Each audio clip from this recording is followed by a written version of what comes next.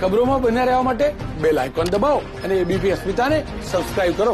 મહત્વના અપડેટ નરેન્દ્ર મોદીની મુલાકાત લઈને આવી રહ્યા છે. પીએમ મોદી ફરીથી આવી શકે છે ગુજરાતની મુલાકાતે. કચ્છમાં પ્રસ્થાપિત થનાર વિશ્વના સૌથી મોટા રિન્યુએબલ એનર્જી પાર્કનું ભૂમિપૂજન કરશે. માંડવીમાં બનાવાયેલ ડિસેલિનેશન પ્લાન્ટનું પણ ઉદઘાટન પીએમ નરેન્દ્ર મોદી કરશે. 30 નવેમ્બરે યોજાઈ શકે છે કાર્યક્રમ. વધુ માહિતી મેળવીશું અમારા સંવાદદાતા કલ્પેશ રાવલ પાસેથી. કલ્પેશ, શું વધુ અપડેટ મળી રહી છે પીએમ મોદીના ગુજરાત પ્રવાસને લઈને?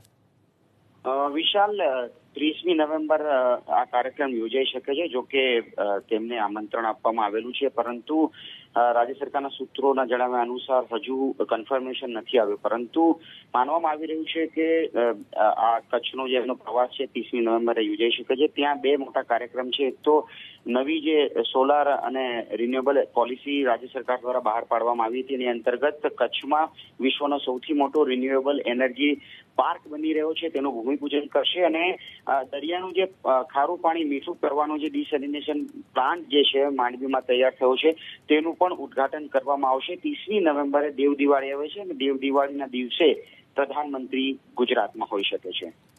આભાર કલ્પેશ સમગ્ર મુદ્દે માહિતી આપવા બદલ. તો 30 નવેમ્બરે દેવ દિવાળી વખતે પીએમ નરેન્દ્ર મોદી ગુજરાતમાં હોય તેવી શક્યતા રહેલી છે.